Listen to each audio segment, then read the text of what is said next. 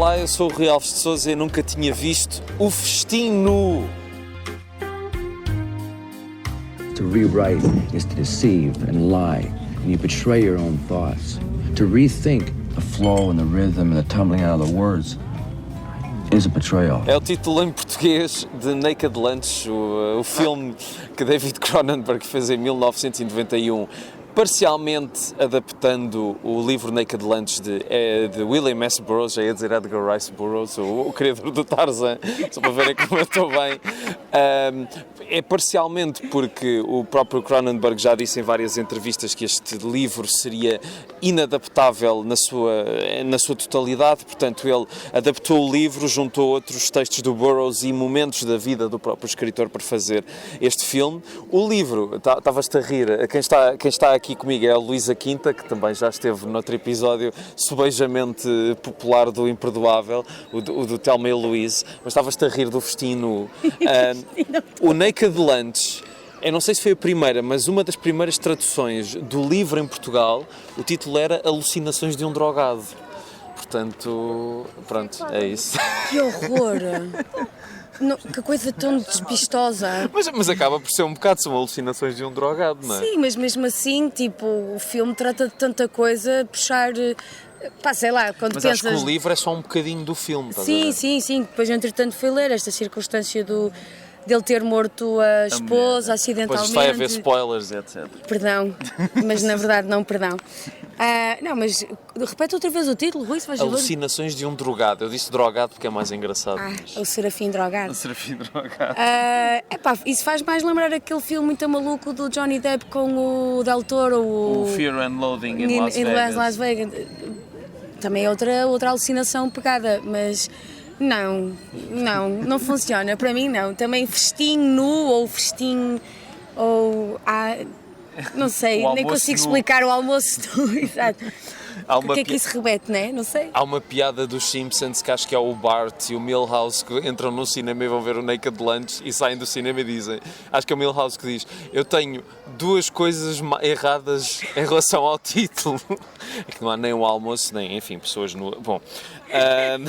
Tem que ir ver esse bocadinho do episódio. É engraçado. Pronto, este filme, o que há para dizer sobre este filme é um bocado complicado.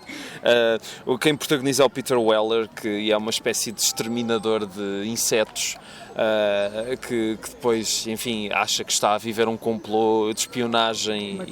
Uma cabala. Antes de irmos ao filme propriamente dito, gostava de saber porque é que ainda não tinhas visto este filme do Cronenberg e qual é a tua relação com a obra do Cronenberg? A obra no geral? Sim. Muito pouca. Na verdade, eu sou imperdoável no que diz a quase todos os aspectos da obra cinematográfica do Cronenberg. Talvez tenha visto só o Crash. Ok. E muito mal e porcamente. Mas não sei porque é um autor, é um realizador a qual eu sinto-me atraída, mas ao mesmo tempo a minha relação é sempre de afastamento, eu se vir, aquilo vai ser uma trip do caraças, eu vou ficar a bater mal e vai-me obrigar a pensar sobre coisas, eu não sei se estou pronta para lidar com isto, e então é tipo, não quero, paizinho. Não, mas tens filmes dele que são muito... não são normais, mas são mais normais. Por exemplo, o Videodrome, apesar de mexer com certas ideias da sociedade e ter um certo body horror, que ele gosta muito disso, acho que é um filme muito... que segue muito bem, não há assim tripes como no Naked Lunch. A história de violência também é dele. A história de violência também é um bom exemplo. O The Fly, a mosca, também. Sim. E é um realizador, eu gosto muito e já tive a oportunidade de o entrevistar e gosto mesmo muito dele. E este eu deixei para trás porque, olha, não calhou, mas também estava à espera, lá está, também estar à espera de ser uma coisa tão fora. Deixei passar, mas não fiquei desiludido de o ter deixado só para agora. Eu gostei muito do filme, não sei quanto a ti, mas isso, eu adorei o filme, adorei mesmo o filme. Eu ontem confesso que estava a pensar, enquanto estava a ver o filme, bem, no meio daquela lista toda que o Rui me mandou, que não é assim tão grande, já agora parece tipo um rolo de papel higiênico. Aquilo foi só um excerto da lista, tipo, há muitos filmes ainda. Mas estava a pensar, porque é que eu Eu acho que foi pelo título, foi a atração do título, sabendo que era do Cronenberg, mesmo assim, da Naked Lunch. Sounds cool, bora. E depois, quando começo a ver o filme, foi, ei meu Deus, mas o que é que está aqui realmente a ser tratado, quais são as nuances, para onde é que estamos a ir, quantas camadas da cebola é que nós estamos a ver, mas confesso que, sei lá, estava a ver e estava a delirar, estava muito perdida e agora ainda estou um bocadinho naquela do que é que aconteceu, mas o que é que me está a acontecer. Mas o filme é extraordinariamente alucinante, toda a gente está fantástica, o Weller, a Judy Davis, o Roy Scheider, o Bilbo Baggins. E o Ian Holm. O que é que o Bilbo Baggins está aqui a fazer? Sabes? Não, foi... Estão todos... não sei explicar. É um filme que trata aqui homossexualidade, produção artística, escrita, concepção do inconsciente, escrita automática, o que vocês quiserem. Drogas também. Já me ia esquecer da principal. Mas alucinações. São alucinações. mas está tudo tão bem implícito, está tudo tão bem encadeado. Eu depois também fui ver aquele documentário sobre o Naked Making Lunch. Ok, sim. Precisamente sobre a concepção do filme, que é sobretudo o Cronenberg a falar sobre a relação que ele tinha com o trabalho do Burroughs, e o Burroughs também a falar sobre a relação que ele tinha com o seu próprio trabalho. E é delirante. Eu, por acaso, esqueci, quer dizer, daquelas coisas, depois quando vais ver, percebes, isto é geração beat, de o Jack Kerouac e o outro rapaz que agora não estou a lembrar do nome, mas este realmente distancia-se. O Allen Ginsberg. Exatamente, muito obrigada. Poeta, não é? Exato. E este distancia-se, vamos dizer assim, deve distanciar-se na maneira como descreve a alucinação. E confesso que tenho pena de não ter lido o livro antes de ter visto o filme, se bem que também não é necessariamente preciso, não é obrigatório, mas fiquei um bocado naquela do agora tenho que ir ler o livro, tipo esta matemática não está completa, estava a dar uma mente brilhante do... Vou começar a fazer umas cenas nos vidros das janelas. Não, mas eu acho que eu por um lado eu não fico triste de não ter lido o livro antes, porque como esta experiência é supostamente muito diferente do livro, toda a ideia do Exterminador nem vem do Naked Lunch, vem de outra história do Burroughs. Ou seja, há aqui uma mescla de coisas que para dar uma experiência mais completa e mais... Porque se calhar... Eu há bocado acho que não fui muito preciso. Aquilo que me fez sempre afastar do filme foi achar que ia ser como a ideia que eu tenho do livro Naked Lunch, que é uma coisa completamente surreal, com vários níveis de linguagem, que é muito difícil de acompanhar pelo que percebi. É um bocado às mesclas, não tem uma narrativa contínua. Pois é, uma série de routines, de episódios. Routines, exatamente, foi a palavra que eles utilizaram. E já vamos a essa palavra, porque pronto, enfim, há toda a routine do William Tell. Mas por causa... E de facto ontem também estava a ver o filme e estava a perceber que, na verdade, o que o Cronenberg está a fazer é um filme muito menos delirante do que parece, ou seja, tens os monstros, tens toda a cena da conspiração e do que é que se está a passar, mas na verdade aquilo, no fim, tu consegues perceber muito bem o que é que aquilo é. Aquilo é tudo o que se passa na cabeça daquela pessoa. A interzone. E que fica muito evidente então no final, não é? Porque nós temos, às tantas, e já mencionaste isso no início, o William S. Burroughs matou a namorada supostamente num acidente. Há duas versões da história. Ele diz que foi a fazer a tal routine do William Tell de acertar com um tiro na garrafa que ela tinha na cabeça. Os amigos dele dizem que foi a arma que caiu por acidente e disparou. Portanto, há essas duas versões da história. Ele foi, pronto, enfim, teve pena suspensa, aquilo foi a tribunal, portanto, quer acreditar que não tenha matado a mulher conscientemente, mas devido ao uso de substâncias, e que é também o que eles passam essa ideia no filme. E é muito curioso a forma como isso abre e fecha o filme. Não é? E aquilo é assombroso, a ideia de lá vamos nós ter que fazer a nossa rotina outra vez. E depois tu ouves o William S. Burroughs dizer que se aquilo não tivesse acontecido, ele não se teria tornado escritor, o que é estranhíssimo ouvir aquilo, não é? Quer dizer, isso que é até violento, não é? Sim. Pensar que um episódio desses rebenta alguma coisa em ti, tipo uma supernova, não é? Transforma, mas a explosão está lá. Eu por acaso confesso que fiquei confusa porque há todas as circunstâncias que estão-se a falar do filme, a relação com a máquina de escrever barra monstro. Eu adoro aquela cena em que ele está tipo a escrever dentro da boca dele. Pá, é incrível. Os dois que na máquina de escrever árabe. Sim. Que supostamente também é uma espécie de metáfora visual da relação que o Burroughs tinha com a sua própria escrita. Sei lá, descrever alguém, descreve-me como é que tu escreves. Os dedos dentro de uma espécie de barata gigante com um esfíncter nas costas. Sim, isso também da barata falar pelo... Que gosta de ser pulverizado ocasionalmente com pauzinho amarelo psicotrópico. Sei lá, é uma excelente questão, Rui. Eu nem fiz questão nenhuma, mas... Não, todo o filme é uma questão. Todo o filme é uma questão.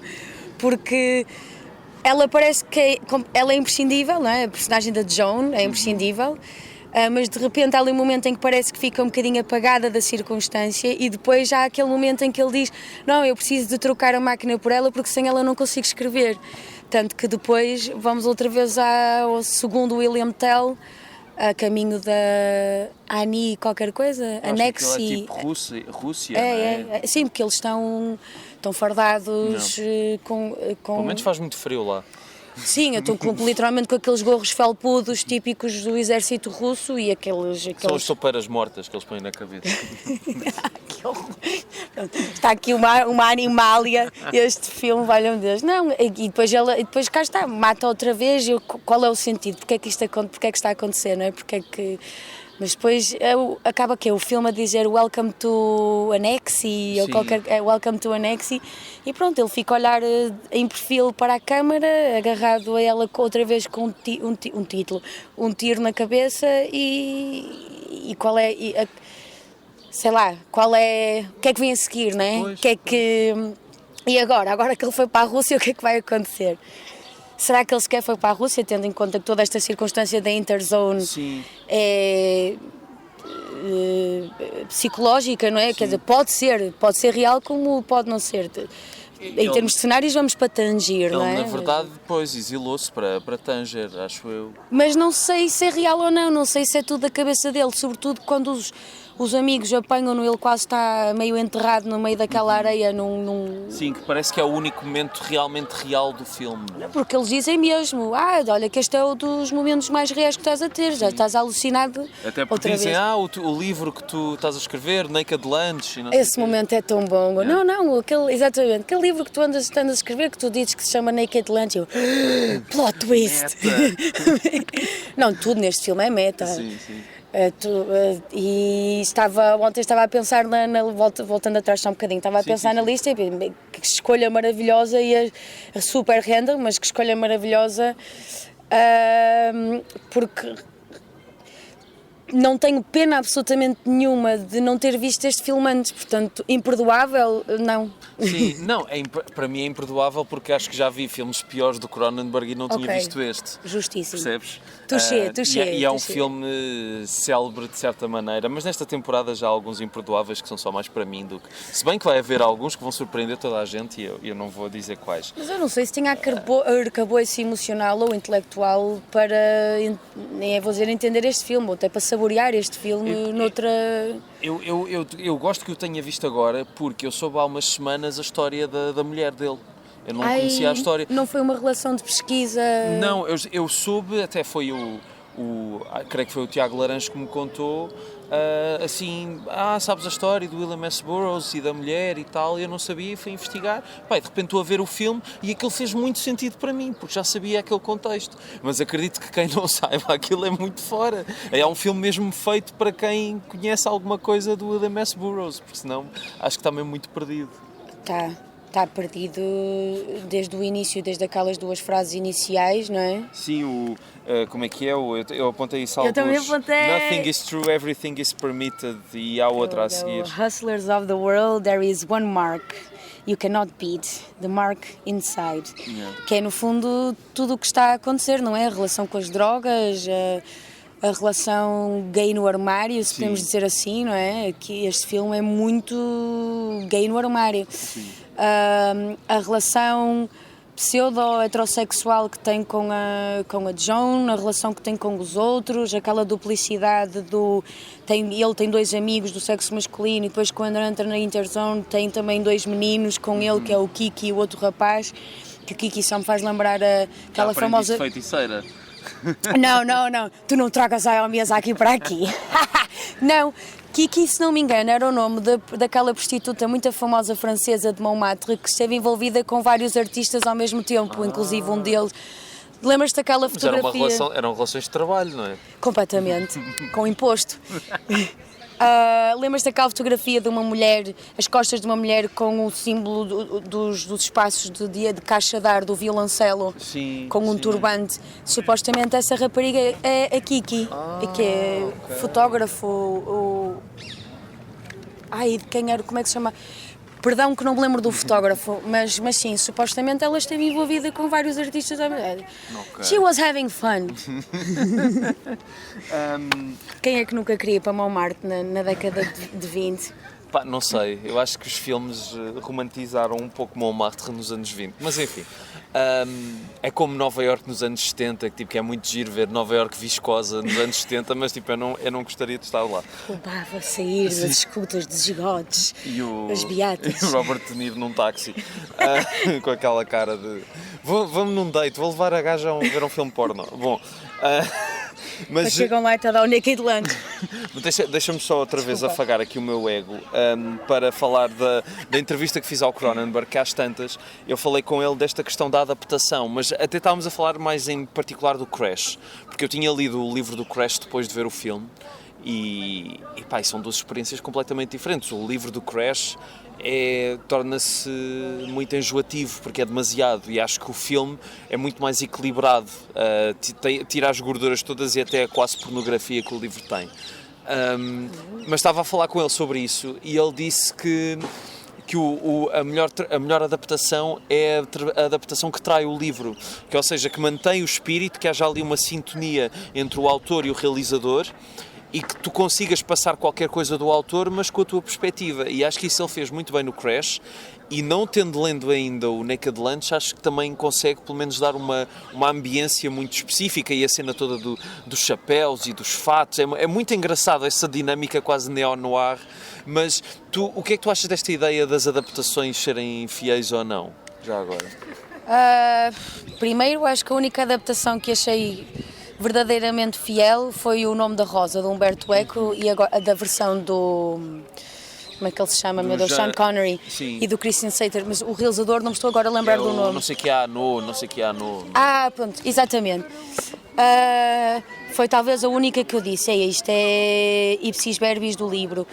Eu concordo com o Cronenberg, acho que se é para fazer uma adaptação completamente chapa 5 da obra, seja ela musical, literária, pintura, então não há propriamente liberdade por parte do realizador de expressar uma nova forma de linguagem dentro do...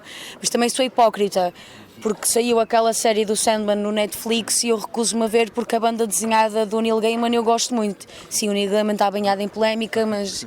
Pois está. Questão maravilhosa para abordar acerca deste filme, devemos dissociar a obra do artista, pois chapéu, amigo. É um bocado, enfim... Não, a obra é extraordinária independentemente dele, sim, ter uns desvios.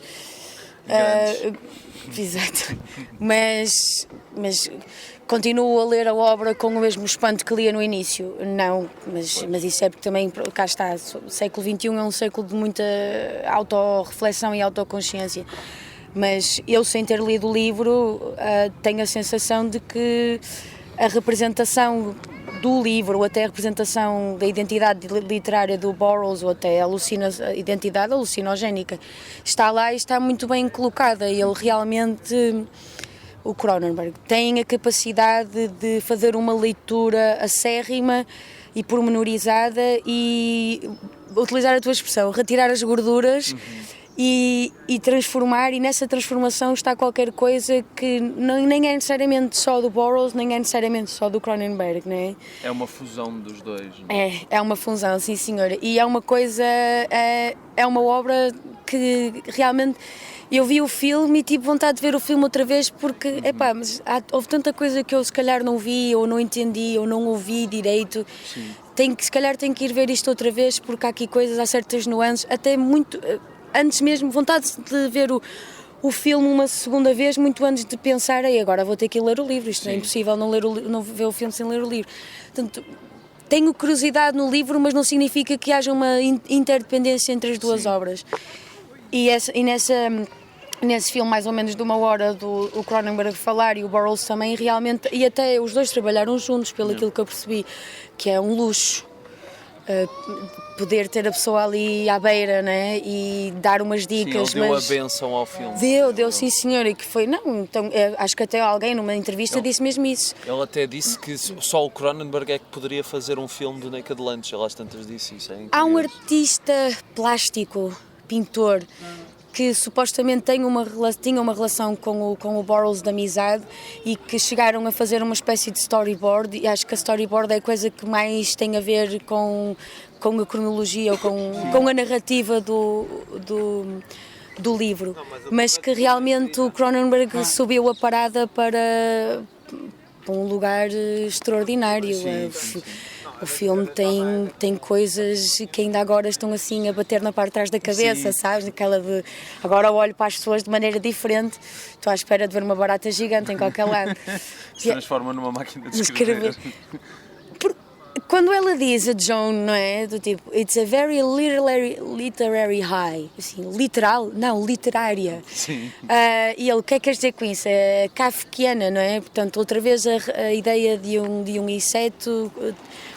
E depois também como ele fala mais à frente da questão dos drags e dos como sub-humanos, toda essa questão de que a sociedade hierarquizada, não é? Não significa que uma pessoa concorde que os gays são sub-humanos ou não, ou nada disso. É mesmo só uma questão de qual era a visão em 57 de... Não, e é lidar também com o próprio preconceito de um tipo que não consegue lidar consigo próprio, não é? E com a sua orientação ou o que gosta, e isso é muito interessante no filme também. Por essa linha, tu consideras que o filme tem um bocadinho de homofobia?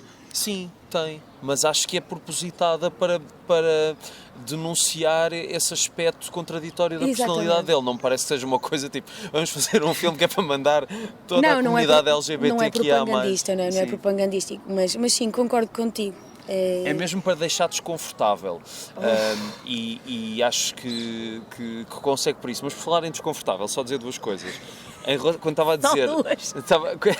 Em relação ao Crash, quando eu digo gorduras, é que o livro começa muito bem, com uma descrição, não sei se é de um acidente, se é de um automóvel, mas é estupidamente pormenorizado. O gajo era mesmo obcecado por carros e com fetiche sexual por carros, mas às tantas o livro é demasiado muitas vezes. E é uma leitura que se torna tudo demasiado. E o filme, como só tem 1h40, acaba por dar uma ideia do livro de uma forma muito mais eficaz e rápida. E depois, em relação ao Sandman, eu não vi a série porque toda a gente me estava a dizer que era muito fiel aos livros. E eu pensei, uma coisa é um filme. Que engraçado. Agora estar a perder 10 horas da minha vida para ver uma série que é exatamente igual a livros que eu já li e que funcionam muito melhor, porque são imagens incríveis, não é? Por mais fiel que tu sejas, tu não consegues replicar aquilo. Sem dúvida. Portanto, qual é o interesse? Para mim, zero. E acho que não perdi muito, porque agora também se calhar já não vai haver mais. E é isso. É engraçado, tu estás a dizer isso, que era demasiado fiel, eu ouvi o contrário. E quando eu disse que era hipócrita, também se eu vou ver uma coisa que não me vai lembrar aquilo que eu já li, também não quero. Mas se calhar também ainda sou duplamente hipócrita, porque também se fosse completamente fiel, também provavelmente não viria para quê. Muito tempo da vida. Porque quando o medium funciona, e neste caso o medium da banda desenhada funciona, porque raio, as coisas têm que ser trazidas em séries, as coisas têm que ser trazidas em filmes, em live actions, Disney. E depois temos estas, perdão dizer destas 1000 vezes, falar nisso, tenho um PTSD com a palavra report. Desenvolvi com este filme. Mas se funciona, ok, quer se transformar, quer se refrescar, trazer para um público mais novo, o público mais novo não lê, mesmo que seja bem desenhado, portanto séries, a Netflix tem dinheiro, bora. Pá, mas não sei, eu vi, sei lá, vi o primeiro episódio e fiquei um bocado como tu, tipo, 10 horas disto, não, tanta coisa para ver, tanta coisa para ouvir. Tantos batanetes para ver. Tantos batanetes para ver, fogo, os patinhos outra vez na RTP. Sabes que agora o WhatsApp tem uma funcionalidade de tipo ChatGPT. É aquela bolinha colorida Sim. que está na parte de cima. E eu comecei-lhe a fazer perguntas, primeiro comecei assim, a vida depois da morte, e ele respondeu. E depois eu disse, então e qual é a noção de transcendentalidade na obra de Margarida Rebelo Pinto? E ele respondeu, porque quer sempre que eu tenha razão, não é? Ele foi tentar, e esta dizia, sim, mas e os batanetes, onde é que entram nisso tudo? E ele, os batanetes é um alimento, não sei o quê. Eu, não é alimento nenhum, é uma série da TVI, não sei o quê. Tens toda a razão, mil desculpas. Não confundiu o batanete com rabanete? Acho que sim. Ou se calhar há uma coisa no Brasil que se chama batanete e eu é que não sei. Mas Porquê é que lembraste da Maria Rebelo Pinto? Cruzes? Não sei, não tinha muito para fazer naqueles Estavas a ter uma alucinação. de um drogado. Dizer também, os bichos neste filme são incríveis. Fantásticos. Fogo. Os bichos dos aliens, porque aquela criatura que parece saída daquele autor, meu Deus, como é que ele se chama? O que criou as cenas do Alien e aquela capa fantástica do Brain Surgeon Salad? Caraças, como é que ele se chama? É o desse aqui, Grieg. É Grieg. Eu acho que sim. Pá, aquela coisa, aquele alien... R. Geiger. Exatamente. Aquela coisa, não é? Aquele Sim. alien com o cu mais jeitoso que eu já vi. Aquilo é completamente perturbador. E ela a fazer festinhas no rego e eu tipo... pesadelo! E as baratas a falarem pelo esfíncter, de facto, é uma ideia incrível. E o coiso, o falo, que também sai, não é? É uma metáfora visual fantástica, não é? Mas não perturbadora. E parabéns ao rapaz dos figurinos e dessas construções plásticas, porque eu por acaso nessa entrevista estava o rapaz a falar, foi só naquele momento em que ele é o Bilbo Baggins chega com uma arma na mão com o outro rapaz e ele tenta escapar, mas bate contra a porta. Sim. E tu ouves o barulho de uma máquina de escrever. Esse momento também é uma delícia. Aquilo são para aí 6 ou 7 baratas gigantes, porque era preciso uma para correr, outra para saltar, outra para bater contra a porta e efetivamente uma para ficar desfeita. Uau. Já viste o que é tu chegares a casa e tens tipo 7 baratas? Pô, que horror! Imagina, tens um problema. E aqui é a minha coleção, barata vista alegre. Imagina. Enquanto como uma centopeia, não é? Isso também, essa cena com as centopeias é sobretudo a maneira divertida, se bem que sádica, de matar, não é? Com o bafo. Sim. Como é que se lembraram olha, agora vais-te virar para a parede, vamos pôr aí uma baratinha andar de um lado para o outro e tu vais mandar uns 3, 4 bafos e depois a gaja cai ao chão. E ele, neste caso, ele repete, agora está uma rima visual, não é? Ele Sim. repete com a centopeia mais à frente. Mas talvez o filme talvez seja mais do que tudo, para além das drogas e do processo artístico, esta questão da homossexualidade inconsciente ou em negação, vamos dizer assim, também é um bocadinho drag, acho eu, não é? Todo o procedimento de transformação, desde o inseto até à máquina de escrever e vice-versa. Até ao Roy Scheider no fim, não é? Sim, era aí que eu ia chegar, exatamente. De repente não há fadela nenhuma, exatamente. Isso também está um grande momento. Está porque assim, tipo, umas mamas um bocadinho caídas e depois por baixo estão outras mamas um bocadinho mais pequeninas também igualmente caídas e depois ele a fazer assim com a mão naquela porque pronto, deu para isto. E depois afinal não existe fadela, não é? Sim. Mas a fadela era uma bruxa e afinal não existe fadela. É uma alucinação o filme, não consigo...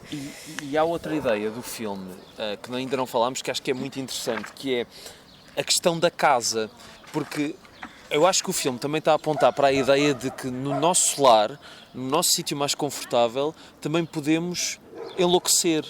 Há muito essa ideia de é no sítio que nós mais gostamos, que se nos isolarmos do mundo, nós mais vamos perder a cabeça. E estava a pensar em todas estas paranoias atuais, não é? Os conspiracionistas, os ditos chalupas, não é? Como é que isso acontece? Acontece porque ficaram muito tempo em casa, a vaguear pela internet e de repente acham que estão a ser vistos, os pássaros são do governo e... Sim, há a teoria do pombo, não é? De que por cada vez que ele mexe o pescoço está a tirar fotografias, portanto não há maior mapeamento do mundo que a do pombo.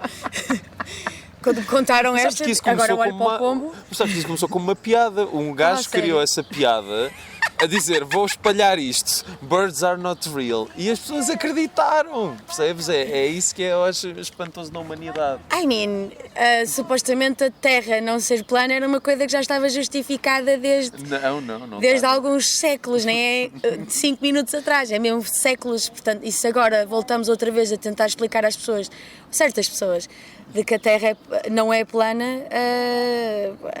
a capacidade de reinventar a história, não é? Sim. Que também, olha, eu não tive propriamente essa ideia do conforto que traz um isolamento que pode ser perigoso, mas pensei na casa como as paredes, não necessariamente físicas, mas do inconsciente. E o facto de ele ser um exterminador também não é inocente, não é? Sim. Porque alguém que elimina uma entidade que se encontra no interior das paredes, nos tubos. Sim. Mas que está sempre dentro de casa. Ou seja, quando ele está com outras pessoas, fora daquelas... O que é que estás a rir? Foi... Estava aqui a pôr a mão no ombro. Porque nós estamos aqui no parque e enfim, estava aqui uma criança a ouvir-nos a falar sobre insetos. Mas... Ela estava a gostar de ouvir, by the way. Estava. Mas é aquela coisa de que só quando ele está... Por exemplo, nesse momento em que os amigos o vão buscar, não é? O encontram e dizem tens de acabar o livro, ele quando volta à casa, volta outra vez àquela coisa toda, não é? Volta aos bichos, volta a não sei o quê. Sim, volta E portanto é aquele sítio também... ao pó negro. Quando ele está com ele próprio... também é onde tudo aquilo também ganha outro nível, porque tu consegues ver, por exemplo, os momentos com o Ian Holm, tu consegues ver aquilo como um gajo que foi buscar a máquina de escrever dele. Tu consegues ver isso como se fosse uma coisa normal e todos aquilo dos bicharocos é a projeção da cabeça do Peter Weller a mostrar-te o que é que ele está a ver, mas que na verdade é só uma máquina de escrever. Quer dizer, se calhar pode haver esse nível de entendimento, não sei, ou então nada daquilo existe de todo, mas pronto. Mas eu acho que é propositadamente deixado em aberto Sim, toda essa noção do que é real e o que não é real. Sim. Mas a Fadela vê. Sim. Em que talvez enquanto dona de poderes místicos, sendo bruxa, a Fadela vê. Sim. No entanto, nós não podemos dizer propriamente quem é que vê e quem é que não vê. Sim, o que é a realidade, Exatamente. Se bem que há aquele momento fantástico dele a falar e a dizer não, mas isto está a acontecer num contexto inconsciente, estás a reparar que os meus lábios não correspondem àquele... Esse momento é tipo, oh meu Deus, eu quero viver neste momento. Não quero, porque eu não saberia se estava super feliz ou infeliz. Isso basicamente é viveres num filme italiano, porque eles também, não é, não dobravam sincronicamente. Seu mauzão! Um dia levas uma chapada do italiano. Mas eu gosto, eu acho piada. Mas... Não, há péssimas até do Fellini. Sim, mas o Fellini era de propósito, ele escrevia os diálogos depois de gravar o filme. Não é o Estrada, há outro, também não é o mais conhecido, o 8,5, em que realmente há uma discrepância absurda entre aquilo que eles, até no a rir, sim, ouves o rir primeiro e depois ouves a carmalheira a abrir, é que weird. Mas ele, depois do 8,5, isso foi sempre a abrir, ele foi criando filmes cada vez mais delirantes nesse aspecto. É verdade, é sim senhora. Eu não vi todos, se bem que há sempre um repertório de Fellini no Nimas, mas eu acabo por nunca... E também o bilhete está 8 euros e tal, está um bocado caro para ir ver um filme que já está quase no domínio público, mas fui ver a Estrada, fui ver o 8,5, deve ter visto da Planópolis, deve ter visto só para aí 4, mas sim, e são delirantes, não é? Não são este nível de delirante no sentido alucinogénico, mas também já transmitem uma certa ideia de... Há filmes dele que são absolutamente alucinogénicos. Até no final do 8,5, não é? Quando ele está como o pé com a corda agarrada ao balão e ele está a flutuar, não sabemos, não é? Essa circunstância, ou até toda a vida da rapariga no Estrada também é muito afora. Mas aqui Aqui nunca sabes propriamente, ou melhor, sabes porque há sempre uma espécie de quebra entre o que está a acontecer, porque primeiro houve o tomar de um psicotrópico, não é? Primeiro a injeção, depois da injeção o pó preto, que vem da não sei das quantas aquática do Brasil, a centopeia, não é? Sim, sim. A centopeia. Mas depois chega aquela parte fantástica ou nojenta, que é aquele espécie de líquido estilo semen a sair das coisinhas da cabeça e eles irem lá chupar. Ai, e a sequência toda final, não é? Parece aquelas antigas salas de ópio não faz lembrar porque isso. Acho que o gajo do Naked Lunch é mesmo um opiómano. Portanto, há muito essa ideia que aquilo ser uma sala de pessoas que estão a fumar ópio, mas que são, pronto, aquelas... A relação com o alien, que está acorrentado numa coisa meio sadomaso. Será que saía mesmo um líquido dali e tipo imagina, vamos beber, vocês têm de beber isto, era tipo que água, sumo ou uma cena assim? No tem sentido essas curiosidades. de qual é o mecanismo. Sim. Por dentro. Deve ser uma espécie de bolsa com o tal do líquido que depois carrega-se no botão e aquela porcaria começa a expelir pela mais compridinha. Sim. E eu, sei lá, espero que aquilo saiba a qualquer coisa menos realmente a esperma, mas é um bocado como aquelas coisas dos tubos dos vómitos, né? Era tipo o Cronenberg, espera aí, malta, vou aqui dar a dose de hoje. É meta! Tipo, máquina de escrever de método. Mas é curioso que há aqui um produtor que esteve envolvido nisto. E acho que este filme só poderia ser feito, de facto, tendo um produtor que acreditasse mesmo nisto. O tal do Thomas. É o Jeremy Thomas, que esteve envolvido na produção do Último Imperador e assim filmes grandes, né? Mas depois fez este e eu acho isso muito meritório. Eu já no outro episódio falei aqui de como às vezes as pessoas desmerecem um pouco o produtor. Mas só com um produtor que acreditasse neste projeto é que este projeto existia, não é? Se fosse um qualquer que tipo visse, se calhar vamos ter que cortar aqui e ali, isto não pode passar, isto não vai chegar ao mercado. E ele não, acreditou mesmo na ideia do Cronenberg, e acho que não há muitos produtores com esta vontade de risco, e o filme acho que foi um flop tremendo. Foi em certas circunstâncias, o livro foi ostracizado e o filme também. Também, exatamente. Não há muita gente que tenha, infelizmente, e com pena, tenha estômago para entender este filme como uma metáfora, não é? Porque é difícil ultrapassar, às vezes, certos momentos visuais que dão nojinho, eu sei que dão nojinho, mas fazem parte. Mas há coisas bem piores, então na obra do Cronenberg há coisas bem piores. Sim, eu lembro-me de um momento na História de Violência em que é o Viggo Mortensen, não é? Está a espetar uma faca no olho e aquilo fica ali a residir e tu vês aquilo a entrar devagarinho pelo olho adentro e quase tens aquela sensação de tremelicar na espinha, sabes? Mas quer dizer, aqui, por acaso, qual é o teu dos momentos gore, qual é o teu momento mais... Houve um momento que eu achei que era o único que se calhar não tinha envelhecido bem, porque eu estava a ver os efeitos especiais, que foi aquele da gaiola, onde estavam os dois. Esse claramente estava para perceber que eram dois bonecos. Mas se calhar o meu momento preferido de efeito especial é mesmo ele a escrever na boca do alien. Acho que isso está incrível. Mas naquele primeiro momento que ele diz "Don't be a pansy". Sim, é incrível. Tu vês as teclas a irem para baixo e te associas ao som. É verdade, é tipo... Gosto também do Mugwump, é assim que ele se chama, no bar, quando tu vês ele com a língua dentro do copo. Gosto entre aspas, no sentido visual, como ele se mexe, depois os dedos a baterem no bilhete de avião. O cigarro associado, e depois também que neste documentário lá de uma horita tu vês o rapaz destas coisas plásticas e o outro a mexer no mecanismo que parece uma versão robotizada de uma marioneta, e tu vês o boneco a mexer e tu vês outras pessoas a segurarem nos cotovelos para ele estar a fazer estes movimentos, e o boneco acaba por ser uma coisa animada e por carismática e interessante. Sim. O filme tem coisas muito alucinantes e todo o universo grotesco. Não consigo imaginar este filme sem este universo grotesco. Sim, é diferente. Também não. eu estava aqui a pensar dos filmes do Cronenberg, se calhar este entrou para o topo dos meus favoritos. Aquele que eu continuo a achar que é o melhor é o Dead Ringers, que tem o Jeremy Irons a fazer 2 papéis, são 2 irmãos gêmeos ginecologistas. Esse filme é do caralho. Tenho que ver, é imperdoável eu não ter visto esse filme. Não é imperdoável, acho que vais sempre a tempo, mas é um ótimo filme. Tenho que ver. O The Fly, como disse, é muito bom, o Videodrome é muito bom, o Scanners, que tem uma cabeça a explodir, e pá, esse também é muito giro. Aquela a cabeça explode numa figura que tem um fato. Sim, já deves ter visto esse GIF. Exatamente.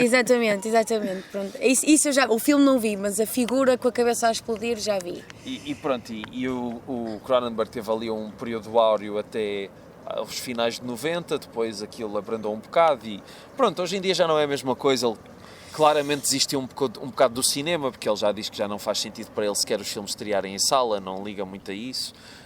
E nota-se porque os filmes dele também são um bocado desinteressados dessa parte. Este último, das Shrouds, as mortalhas, não gostei nada. E não gostei nada, vá.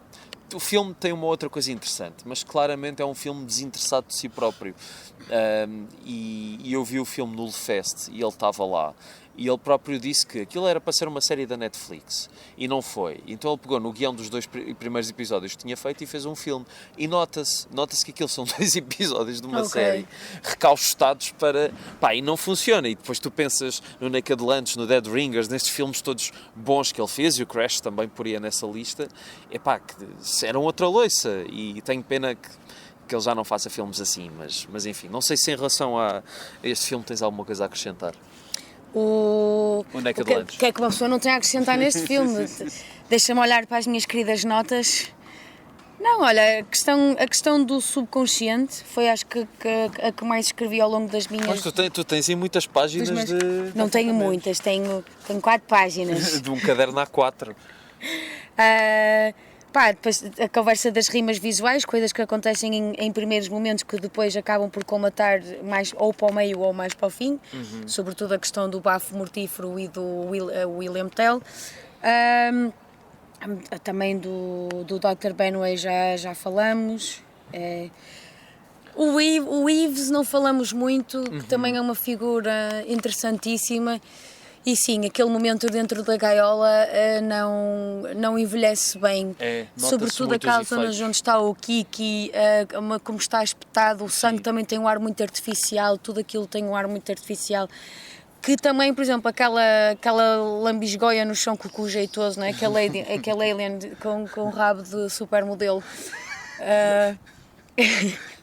Estava bom para fazer um anúncio da Calvin Klein, só que só de costas.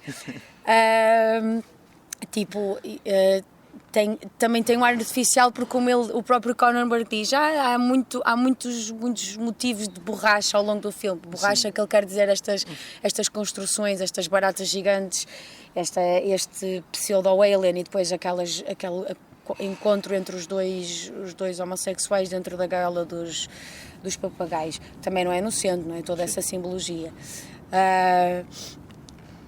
Mas realmente o que ele tem um ar mais artificial é o momento, é esse momento final. Depois já não se tem mais propriamente nenhum momento gore. Aquele é o...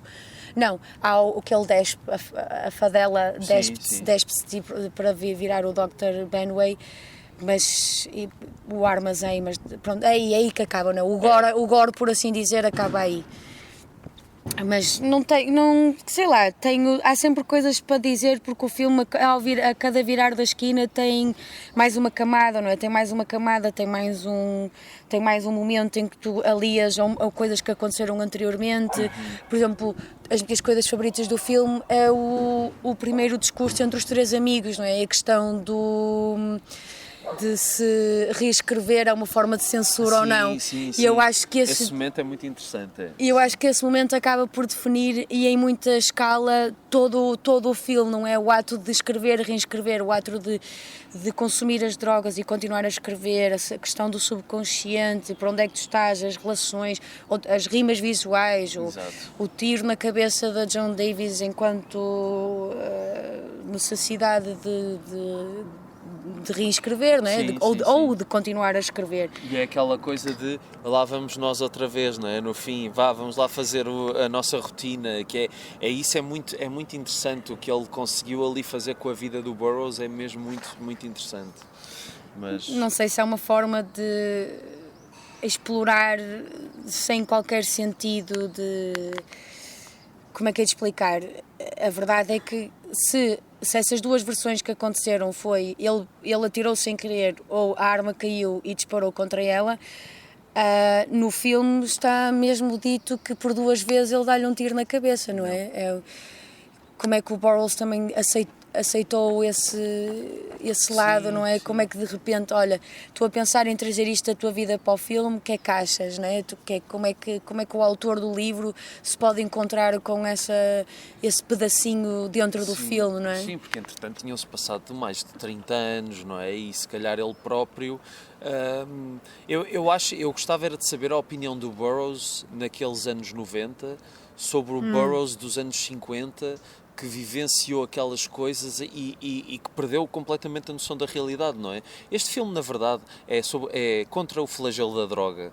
A dizer, meninos, não se droguem, porque senão depois vêm escrevem umas coisas complicadas, vão dormir para debaixo de um pier qualquer, matam a vossa... Com também aquela mensagem subjacente do atenção, que também não só é uma questão psicotrópica, também é uma questão que podem vir a ficar um bocadinho gays. Sim. Tenham atenção. Olha, que a arte torna-vos homossexuais, seus sensíveis. Também não é? Porque a outra personagem que nós também não tínhamos falado, mas agora não me estou a lembrar do nome dele, que tem aquela maneira de se rir muito esquisita, que é tipo a primeira figura que ele encontra quando está em Tanger. E ele diz, mas eu sou um provider, não é? Eu forneço um tipo de serviço e os escritores são quem necessita mais desse serviço que eu forneço. E depois ele desaparece, não é? E afinal encontramos ele naquela sala de chuto a beber sêmen da cabeça do... Vamos acreditar. Líquido cerebral. Líquido cerebral. Não é sêmen, é líquido cerebral. Também não é preciso ser... É sêmen só porque é uma palavra forte de se dizer. Não é? É tipo, nem é necessariamente cool, é só sêmen. Esperma é pior, acho eu. Dizer esperma assim. Meita. Este bocado vai ser cortado. Não vai não. Isto vai ficar tudo. Isto vai ficar tudo, não há aqui cortes. A não ser que queiras que eu corte. Não, está tranquilo. Estamos a ver um Mexican standoff agora entre os cães, olha para aquilo. Sim, exato. Claramente sabemos quem é que vai ganhar, não é? Porque um é tipo 4 vezes o tamanho do outro.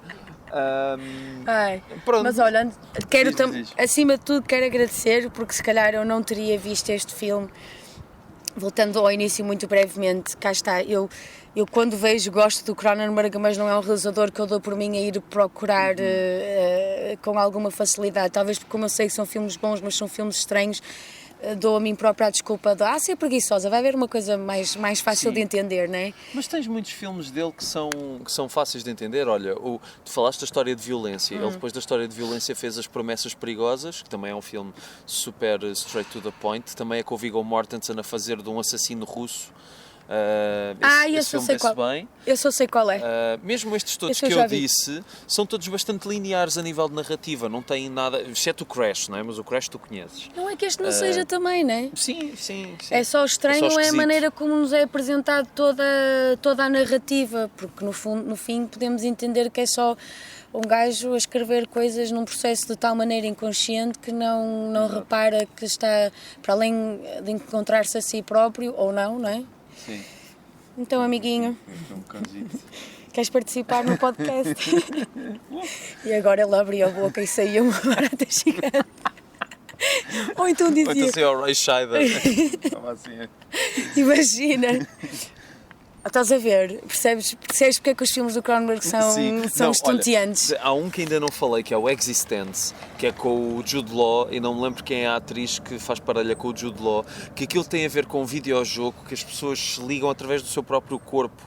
A ficha tipo entra no corpo, pá, e aquilo é uma imagem que nunca me saiu, que cada vez que alguém fala de realidade virtual eu lembro-me do Existence e dessas imagens. Também é um bom filme dele. Vou ver. E não é muito difícil de acompanhar. Eu tenho uma relação um bocadinho, não é de amor-ódio, é assim, não tenho a maior paixão pelo Jude Law, mas quando o vejo num bom filme fico contente, mas por norma a minha ideia de Jude Law é de um bocadinho... Há um filme dele recente em que ele fala da Albufeira. Oh, have you ever been to Albufeira? É um filme que já não me lembro o nome, mas é com a Carrie Coon também. Eu peço imensa desculpa à mau. Câmara e ao Turismo da Albufeira, mas pelo amor de Deus, a Albufeira é onde... É uma desgraça, eu estive lá a trabalhar durante 2 verões, jurei para nunca mais, aquilo é só... É só bifes. E bifas. E olha, queres falar de esfíncter ao ar livre? Epá, eu não posso ter uma opinião assim tão má porque passei muitos verões à Albufeira, mas pronto. Claro, há terras do Algarve mais interessantes para passar férias. Sim, isso a Albufeira está um bocadinho perdido, tanto que até saiu aquela lei há pouco tempo que a malta não pode andar nua, de tronco nu, a não ser na praia, porque pronto, aquilo, toda a gente faz daquilo, aquilo é o faroeste, é o faroeste algarvio.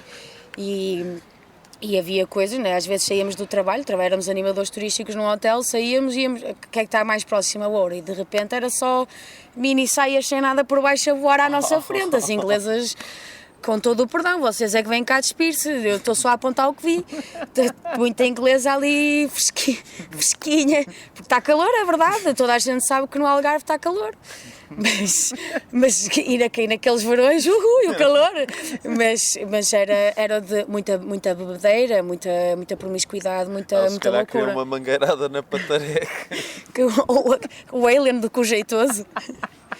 Olha, se tivesse dinheiro ainda fazia uma espécie de um bar, tipo aquele bar do Grieg, que está na Suíça, um bar temático destas figuras estranhas do Cronenberg. Já viste, não era giro? Entrares num bar e estás sentado numa mesa e tens esta figura a bater com os dedos num bilhete de avião, a dizer, como é que ele diz? Unfortunately is não é em primeira classe. É turística. Turista, exatamente. É executive, acho que é exatamente assim, ele, coitado, pronto, olha, vais ter que ir para lá, que podíamos estar só a fazer, acho, um podcast todo ele acerca do que é que representa o Interzone, não é? Pois, o que é que tu achas que representa? Eu acho que é Interzone, zona intermediária entre qualquer coisa. Eu sei, estou a ser muito direta. Parece o meu pai, eu lembro perfeitamente quando tinha pai 5 ou 6 anos, perguntei ao meu pai, o que é que quer dizer Toy Story? E o meu pai, Toy Story é a história de Toy. Obrigado. O teu pai é o rei. A história de Toy. E agora aparece aí o Toy lá com o queijo em cima da cabeça. Lá, qual é a publicidade que ele anda a fazer agora? Que só bem. Olha, eu sei que teve uma reviravolta extraordinária. Pois teve. Não, Interzone, não, no sentido. É a zona entre a realidade exatamente, um intermediária. Yeah. Mesmo que Tanger seja real ou não, o ato dele se drogar e ir parar a algum sítio, tecnicamente. Só que depois também materializa outras coisas, depois eles começam a falar de agentes da Interzone Corporated, o que raio é isto não, para mim parece-me um lugar no subconsciente onde está a acontecer toda aquela escrita automática, ao ponto de ele depois perante os amigos dizer, eu não sei, esta é a primeira vez que eu estou em contacto com estas palavras. E eles dizem uma coisa com alguma inveja saudável, não é? Pois, mas isto, olha, quem escreveu e mandou-nos isto escreveu-nos em teu nome e isto vai ser publicado antes de nós e tu vais ter uma carreira ao contrário de nós. Que eles, no início falam daquele negócio de um livro de porno todas as semanas são $120, não é? Sim. Mas depois na entrevista vi que era uma espécie de semelhança entre o Jack Kerouac e o Gainsborough. Sim. Ginsberg, obrigada. Por acaso é engraçado porque o Jack Kerouac, ainda ontem estava a falar sobre isso com uns amigos, que pela estrada fora, não é? Tens o livro, mas tens uma edição que é o rolo original, que é o texto original, como ele escreveu, tudo de seguida, cheio de gralhas, sem parágrafos, sem pontuação, que lá está, a escrita automática no seu pleno. Mas lá está, aquilo é muito giro, a ideia, mas ainda bem que alguém pegou naquilo e editou Formatou, e né? fez um livro como deve ser, porque aquilo era uma grande algaraviada. Porque o albufeirazada.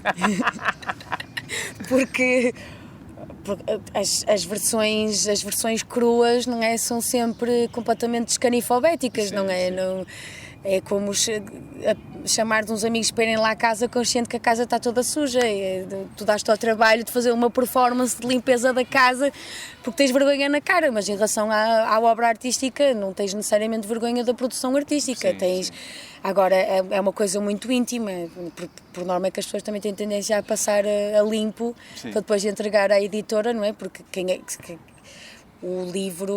este livro do Burroughs não foi aceito em lado nenhum, até ser publicado ele demorou algum tempo. tentou editoras americanas, tentou editoras inglesas e com muita censura pelo caminho. O coitado do homem não tinha maneira de lançar a obra, até que não sei qual é a história, que chegou a um ponto em que aquilo realmente foi editado e foi lançado.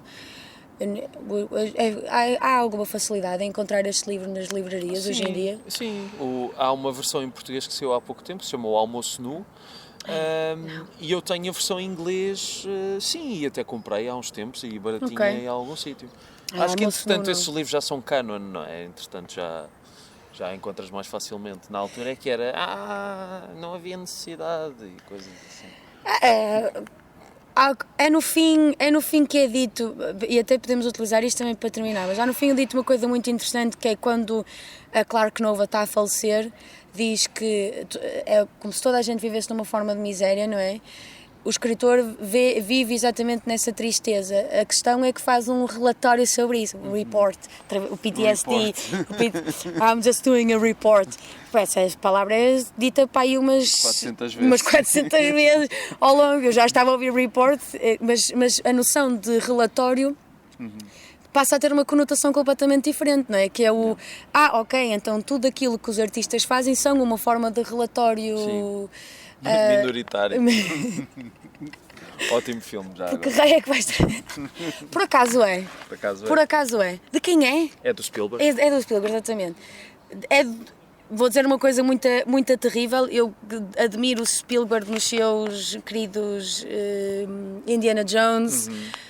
Há coisas que já não consigo ver, mas o Minority Report é talvez dos filmes que eu gosto verdadeiramente e não tenho grande coisa a apontar. Sim. E Pronto, eu Tom Cruise, mas pronto. Conseguiu fazer de uma história curtíssima do Philip K. Dick um filme de 2 horas e meia que funciona muito bem. Funciona sim senhora, está toda a gente muito bem, o Tom Cruise também.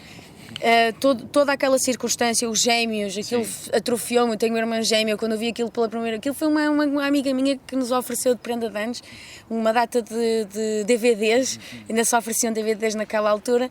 Aí nós fomos para casa ver o Minority Report e aquilo foi uma tripalhada do caraças. Eu e a minha irmã estávamos a vibrar, ainda por cima de 3 gêmeos, ok, mas 2 gêmeas com capacidades nós estávamos até a maneira... E aquela atriz é fantástica. Ela desapareceu um bocado, mas aquela atriz é fantástica. E o outro rapaz loiro de olhos azuis que trabalha com ele também está extraordinário. E o próprio Dumbledore. Sim, Como é que ele se chama? Qual deles? O primeiro Dumbledore. Richard Harris. O menos esquizofrénico. É o Richard Harris. Exatamente, que o segundo Dumbledore é... O Michael Gambon. Coitado, ele também, cá está, ele tem que ter identidade, Claro. tem que ter para lá, se pedissem, olha, agora vais falar assim com muita calma e fazer as coisas. Isso é o Tartaruga Genial. Eu estava a pensar do mestre das tartarugas. Não, isso era a Ratazana. A Ratazana. Não, mas o filme tem coisas muito boas. Ponto mais alto que uma Ratazana chegou, acho eu. Foi. Mestre do Kung Fu, sem dúvida. Agora vou para casa pensar em ratazanas. Não, eu não quero. Não, estava a pensar, sei lá, naqueles filmes do Wes Anderson, do Fantastic Mr. Fox, uma cena assim mas qualquer. essas são fofinhas. São. Ou então, lembras-te dos 3 ratinhos no Pig? Sim, que nos interlúdios. Pá, that will do, Pig. That will do. Do Pig não, do Babe. Do Pig. Não, o Pig é ele, o filme é o bem. Ganda Pig. Seu ganda porco. Vais parar à travessa. Mas não, olha, se fosse. O final do segundo filme é esse. Depois dos créditos finais há uma imagem assim, passa um segundo, que é só uma travessa com batatas, está lá ele com uma maçã na boca. Sério? Não estou a gozar. Eu não percebi a ironia, Rui. Eu achei que. Eu agora vou para casa ver os créditos finais do Baby. Isso era incrível, incrível. Imagina, do mentirinha. Feliz Natal, folks. Estão os ratinhos. Os ratos mesmo a irem lá a bocanhar, tipo... Enfim. Ai, meu Deus, olha. Agradeço-te mais do que tudo, Ora, porque essa. foi um ganda filme, homem. Ganda filme. Outro do Cronenberg que me esqueci de referir, que este eu sei que ninguém gosta, mas eu na altura gostei, que é o M. Butterfly, que é com o Jeremy Irons e o John Lone. Isto até faz pandan com tudo o que falámos, porque o John Lone entrou no Último Imperador, produzido pelo Jeremy Thomas, que produziu o Naked Lunch, mas é o Jeremy Irons e o John Lone, e o John Lone faz assim uma figura, eu não sei se é transexual, eu acho que é, não sei se é só travesti, tipo, para performance, mas há ali uma relação entre estas duas personagens e o filme é muito bonito, eu pelo menos achei, mas ninguém gosta desse filme, mas é isso, pronto. Ninguém gosta de travestis? Não, do M. Butterfly. Eu nem sei se as pessoas agora até olham para esse filme, tipo, é politicamente incorreto, mas na altura eu achei que era muito bonito, acho que o filme funcionava muito bem. É de que altura, Rui? É dos anos 90.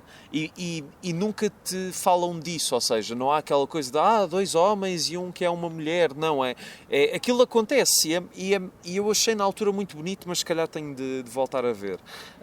E é isso. Se calhar pronto. até podemos trazer, se calhar esse filme até pode ser de alguma maneira trazido para a atualidade, das circunstâncias hoje em dia, para lá da transexualidade, Sim, para não lá é da tipo, metassexualidade. Há um não é? filme muito famoso dos anos 90 à volta disso, que é o Jogo de Lágrimas, não é? Spoiler.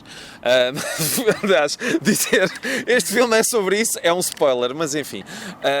Mas esse eu acho que não envelheceu muito bem, porque a ideia em si não é grande twist, porque tu consegues perceber logo desde o início, porque eles estão muito focados naquilo. E no caso do M. Butterfly, aquilo nunca é uma questão. É a relação entre aquelas duas pessoas, que é o filme. E acho que é um filme muito bonito, muito atípico do Cronenberg, porque não há, tipo, imagina uma história de amor e depois aparece uma barata, tipo, a falar pelo cu. Não, é tipo, estão só duas pessoas e... Portanto, o preconceito ou o julgamento vem da pessoa que está a observar. Sim. Fantástico. Sim. Que é a barata. É a barata preconceito. É uma barata homofóbica. Próximo podcast, Rui Alves de Sousa, Exato. barata homofóbica. Pronto, Liz, obrigado. Obrigada, não sei se eu. queres dizer onde é que as pessoas podem encontrar ou deixar alguma dica ou alguma coisa assim, não sei. Ainda me podem encontrar no cinema mais próximo de si, que é o Cinema El Corte Inglês, francamente o único que presta. Se pensarmos noutros tipos de cinemas que não Unimas ou a Cinemateca, o ideal um bocadinho, mas as cadeiras do ideal são um bocado chatas. Eu peço imensa desculpa. O cinema tem coisas muito boas, mas aquelas cadeiras não constituem uma coisa boa.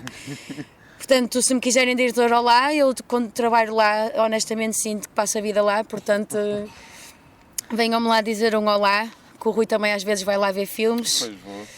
E ter experiências traumáticas também. Mas pronto. o que o A trabalha com nós substância. outros. E o filme. Olha, acaba por ser uma grande homenagem ao Cronenberg. Sim, Aquela verdade. saída de um ser humano, mas uma versão mais bonita, não é? Um Sim. ser humano bonito a sair de um ser humano bonito. Claro. Ai meu Deus, agora está-me a faltar um A nome. Demi Moore e a Sabes Margaret que eu vi Qualley. ao vivo? Eu tive uma espécie de supra-momento, porque quando nós estivemos na Califórnia, eu e o Sebastião, muito rapidamente, peço desculpa. O Sebastião, que é o teu namorado, não É, Sim, namorido, que já estamos juntos há tanto tempo. O gajo nunca Pois, mais me verdade. pede em casamento, eu também dizia que não. Isto vai ficar, eu não vou cortar isto. Não, então estamos sempre na galhofa em relação a isso. O que interessa é que haja amor e paciência e trabalho de equipa. Mas não, Que raio de frase agora. Trabalho de equipa, pessoal. porque É é verdade, suposto- sim, uma relação uma é um trabalho relação, de não equipa. é suposto, não vamos fazer uma cena ao William Tell, não é? Um grau de dependência que depois eu levo com um balásio no meio da testa, não é isso? Mas, Isso é a derradeira prova de amor. Não estou a brincar, continua. imagina.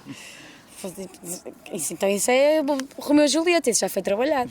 Não, fomos passar umas semanas já à Califórnia, porque tínhamos lá um amiguinho a fazer um postdoc e tivemos em Los Angeles para aí 2-3 dias, que honestamente foi das coisas mais desinteressantes da Califórnia inteira. A pessoa tem uma ideia de Los Angeles, sobretudo a ideia cinematográfica de Los Angeles, não é? E uma coisa que eu queria muito ver era o Griffith Park e o observatório, portanto, porque muitas coisas já aconteceram naquele observatório, sobretudo aquele momento fantástico do La La Land, quando eles vão para lá dançar e não sei o quê. Mas uma coisa que tinha acontecido antes, também das décadas 90 ou princípios de 2000, foi o Charles Angels, com a Lucy Liu, a Cameron Diaz e a Drew Barrymore. E o segundo, a amada fita, é a Demi Moore. Ok. E o momento em que, azar aos spoilers, que é esta altura do campeonato, e no momento em que é revelado que a amada fita é a Demi Moore, ela está precisamente numa daquelas zonas em que gira com o... Como é que aquilo se chama? Eu estou só com a palavra. Cúpula do observatório, não é? São duas cúpulas. Ela está numa delas, ela gira, elas aparecem a correr, tudo em slow motion ao som de B-52, o Planet Claire, que essa música é uma malha de caraças, e ela a dizer Hello Angels ou qualquer coisa desse género. E quando nós estávamos, como muita gente estava a turistar pelo observatório, eu olho para o lado e está lá a Demi Moore.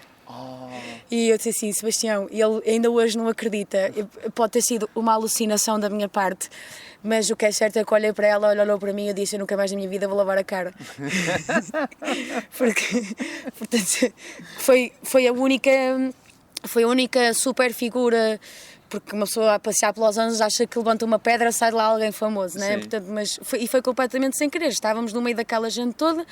O observatório tem coisas muito giras e então passamos por sítios onde as coisas acontecem no La La Land, até parece... O La La Land é um bom filme, não quero saber de quem é que não gosta. Eu não sou grande fã, mas... Eu sei que tu não gostas, eu sei, é porque tem um final infeliz, eu sei, tu querias que eles acabassem... musical, não é? Tem coisas boas. Sim, a cena inicial e o momento dela, sozinha também, esses dois eu lembro-me bem, de resto não.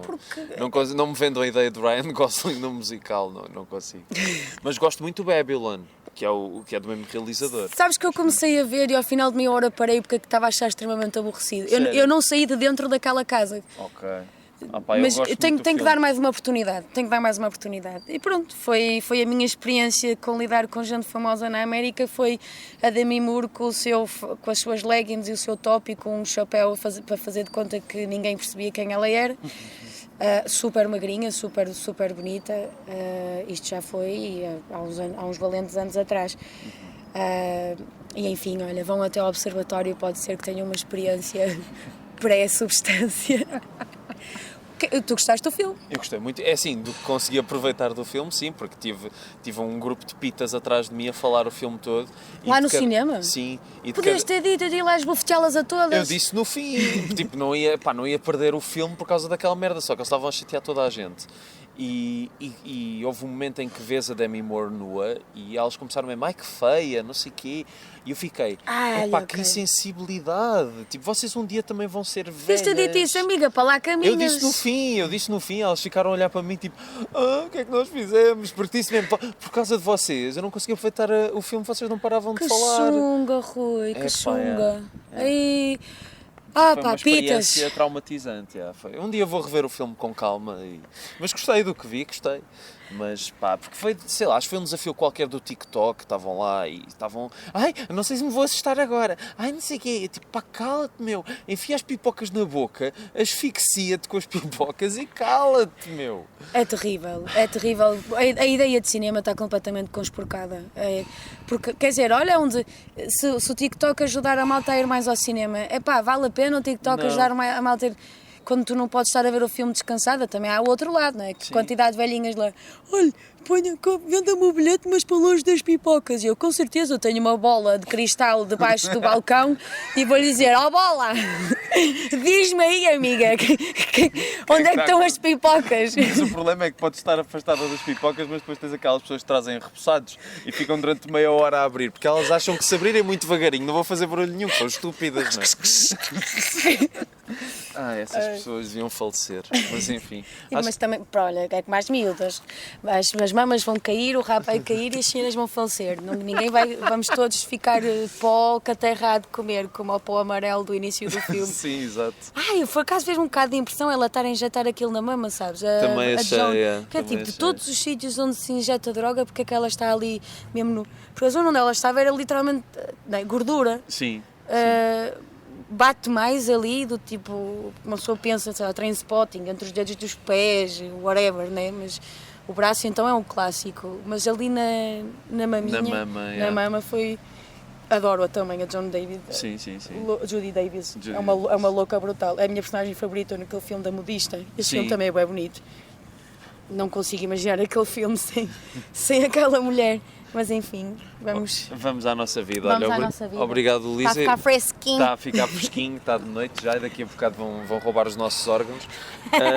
Mas pronto, olha, obrigado e sempre que quiseres volta a aparecer. Está bem? Se tu quiseres, tu claro que sim. Olha a quantidade de filmes que é suposto eu ver que ainda não vi. É suposto como quem diz. Ainda estou a gravar, não sei se... Eu sei. Ok. Mas pronto, vou fechar então, olha. Até à próxima. Beijinhos!